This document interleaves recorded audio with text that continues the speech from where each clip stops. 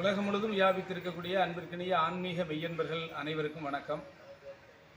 முதலில் அன்னை காமாட்சி தேவியை வணங்கி அருள்மிகு ஷீரடி சாய்நாதனுடைய அனுக்கிரகத்தை மென்மேலும் வேண்டி, எது ஆன்மீகம் எங்கே கடவுள் என்கிற தலைப்பில் நாம் அறிந்து கொண்ட சில ஆன்மீக உண்மைகளை எல்லா பக்தகோடி மெய்யன்பர்களும் அறிய வேண்டும் என்பதற்காக இந்த அற்புதமான தொகுப்புகளை வழங்கும் விதமாக முதல் பகுதியாக இதை தங்களுக்கு சமர்ப்பிக்கிறோம்.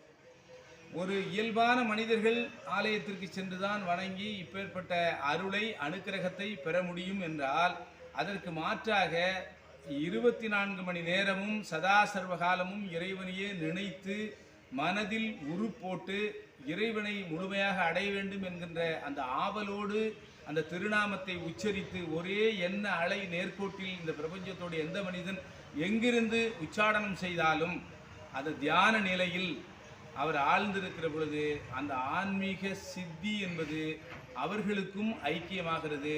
அதில் முயற்சி அதிகம். இந்த ஆலய வழிபாட்டின் மூலம் கிடைப்பதில் முயற்சி குறைவு.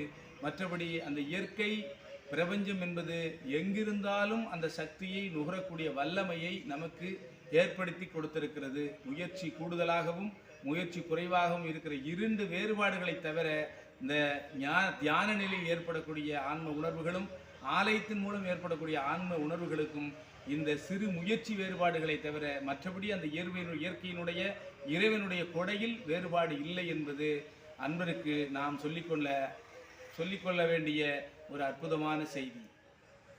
அன்பிற்கினிய பக்தர்களே, எது ஆன்மீகம் எங்கே கடவுள் என்கிற தலைப்பில் பல்வேறு செய்திகளை நாம் தொடர்ந்து பார்த்து கொண்டிருக்கிறோம். அந்த வகையில் மீண்டும் மீண்டும் அதற்குள்ளே பயணித்து வெவ்வேறு தலைப்புகளில் வெவ்வேறு உப தலைப்புகளின் மூலமாக எது ஆன்மீகம் எங்கே கடவுள் என்பதற்கான நிறைய விளக்கங்களை உங்களுக்கு அவ்வப்போது தெரிவிக்க கடமைப்பட்டிருக்கிறேன். மீண்டும் ஒரு நல்ல விளக்கங்களோடு உங்களை சந்திக்கிறேன். ஓம் சாய்ராம், ஸ்ரீ சாய்ராம், ஜெய் ஜெய் சாய்ராம்.